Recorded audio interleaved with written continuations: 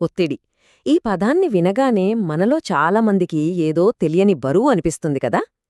సరే, ఈరోజు మనం ఒక చిన్న కథతో ఈ ఒత్తిడిని ఎలా అర్థం చేసుకోవాలో చూసేద్దాం. ఇది మనందరి కథ. ఏదో ఒక సమయంలో మనం మోసే భారం గురించిన కథ.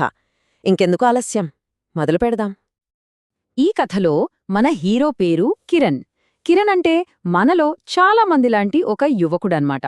ఎప్పుడూ ఏదో అలసట, ఏదో తెలియని ఆందోళన. ఈ ఫీలింగ్ మనలో చాలామందికి తెలిసే ఉంటుంది కదా. పైకి అంతా ఓకే అన్నట్టు కనిపిస్తాం, కానీ లోపల ఏదో భరు మనల్ని కిందికి లాగేస్తున్నట్టుంటుంది. బయటి వాళ్లకు కిరణ్ లైఫ్ చాలా నార్మల్గా కనిపించేది. రోజూ ఆఫీస్కి వెళ్తాడు, ఫ్రెండ్స్తో నవ్వుతూ మాట్లాడతాడు. అంటే అంతా బాగానే ఉందని చూపించుకోవడానికి ఒక ముసుగు వేసుకున్నట్టే అనమాట. అయితే ఆ నవ్వులెనకాల ఒక పెద్ద భారమే దాగుంది. కుటుంబ బాధ్యతలు, జాబ్లో టెన్షన్, డబ్బుల గురించి ఆలోచనలు, వీటన్నింటికన్నా ముఖ్యంగా తన మీద తనకే నమ్మకం లేకపోవటం. ఈ బరువులన్నీ కలిసి రోజూ ఒక యుద్ధంలాగే అనిపిస్తోంది. ఆ యుద్ధంలో తను ఓడిపోతున్నాడేమో అన్న ఫీలింగ్. అలాంటి టైంలో ఒకరోజు సాయంత్రం కిరణ్ టీచర్ అతని దిగులును గమనించాడు. ఆయన కిరణ్తో ఒక వింత ప్రయోగం మొదలుపెట్టాడు. ఆ ప్రయోగం కిరణ్ తన భారాన్ని చూసే పద్ధతినే మార్చేసింది. ఏంటా ప్రయోగమంటే, ఆ టీచర్ రాళ్లతో నిండిన ఒక బ్యాక్ ప్యాక్ని కిరణ్కిచ్చి మోయమన్నాడు. అంతే, కేవలం 5 నిమిషాలకే ఆ బరువు తన పని మొదలుపెట్టింది. భుజాలు నెప్పి పుట్టడం స్టార్ట్ అయింది. ఆ రాళ్ళు నిజానికతని మైండ్లోని ఒత్తిడికి ఒక ఫిజికల్ రూపమన్నమాట. టైం గడిచే కొద్దీ ఆ బరువు ఇంకా ఎక్కువైంది, భరించలేనంతగా. 10 నిమిషాలు గడిచేసరికి వీపు విరిగిపోతుందేమో అనిపించింది. ఇక్కడే అసలు పాయింటుంది. ఏ భారమైనా సరే, దాన్ని ఎంత ఎక్కువసేపు మోస్తే అది అంత బరువుగా మారుతుంది. చివరికి 20 నిమిషాల తరువాత కిరణ్ ఓపిక అయిపోయింది. సార్, నా వల్ల కాదు, దీన్నిక మోయలేను అని గట్టిగా అరిచాడు. ఆ అరుపులో ఒంటి నొప్పితో పాటు రోజూ తను పడే మానసిక వేదన కూడా కలిసి ఉంది.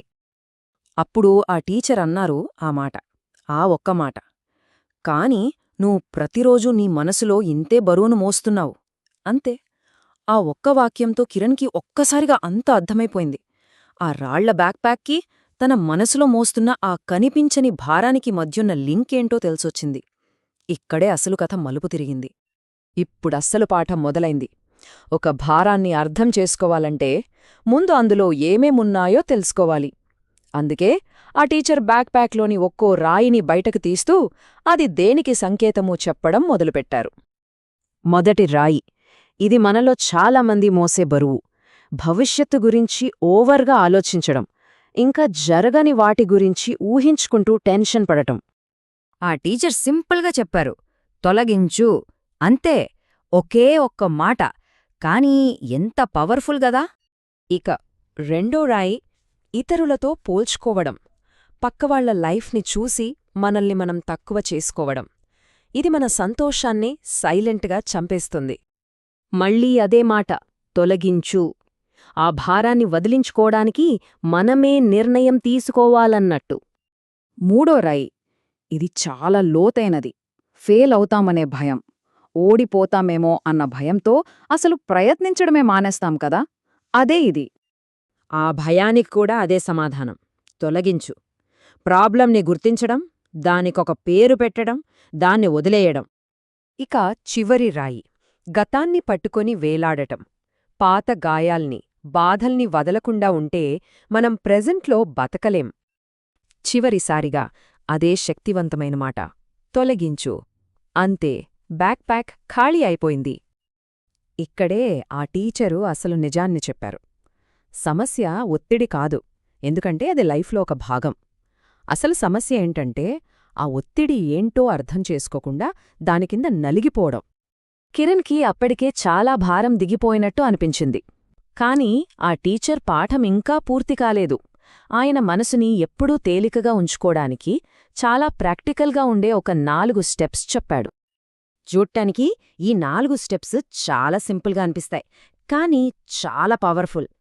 ఫస్ట్, ఒత్తిడిగా అనిపించినప్పుడు ఒక్క క్షణం ఆగి నెమ్మదిగా శ్వాస తీసుకోవడం. సెకండ్, మనం మార్చలేని వాటి గురించి వదిలేసి మన చేతుల్లో ఏముందో దానిమీదే ఫోకస్ పెట్టడం. థర్డ్, 10 పనులు ఒకేసారి కాకుండా ఒకేసారి ఒకే పని మీద దృష్టి పెట్టడం. ఇక ఫైనల్గా మనసులోని భారాన్ని మనకు నమ్మకమైన వాళ్లతో పంచుకోవడం. అంతే. సరే, ఈ పాఠాలన్నీ నేర్చుకున్నాక కిరణ్ లైఫ్ ఎలా మారిందో చూద్దామా? ఇది ఓవర్నైట్లో జరిగిన మ్యాజిక్ అయితే కాదు. ఇది మెల్లమెల్లగా వచ్చిన ఒక మార్పు. కిరణ్ జీవితంలో సమస్యలు పోలేదు, కాని వాటిని చూసే విధానం మారింది. అతని మనసు తేలికపడింది, గుండె ప్రశాంతంగా మారింది, నెమ్మదిగా తనమీద తనకి నమ్మకం పెరిగింది. గుర్తుంచుకోవాల్సిందేంటంటే ఇక్కడ ముఖ్యమైనది పర్ఫెక్షన్ కాదు, ప్రోగ్రెస్. చివరిగా ఈ కథ చెప్పే నీతి ఇదే: లైఫ్లో ఛాలెంజెస్ తప్పవు, కానీ ఆ ఛాలెంజెస్ అనే రాళ్లన్నింటినీ ఒకేసారి మన భుజాలపై వేసుకోవాల్సిన అవసరం లేదు. ఏ రాయిని మోయాలి, ఏ రాయిని కింద పెట్టాలి అనేది మన చేతిలోనే ఉంటుంది. కాబట్టి ఈ కథను ముగించే ముందు ఒక్క ప్రశ్న: మన జీవితంలోని బ్యాక్ ప్యాక్ను ఒకసారి చూసుకుంటే ఈరోజు మనం ఏ ఒక్క రాయిని తీసి పక్కన పెట్టగలం? ఒక్కసారి ఆలోచించండి.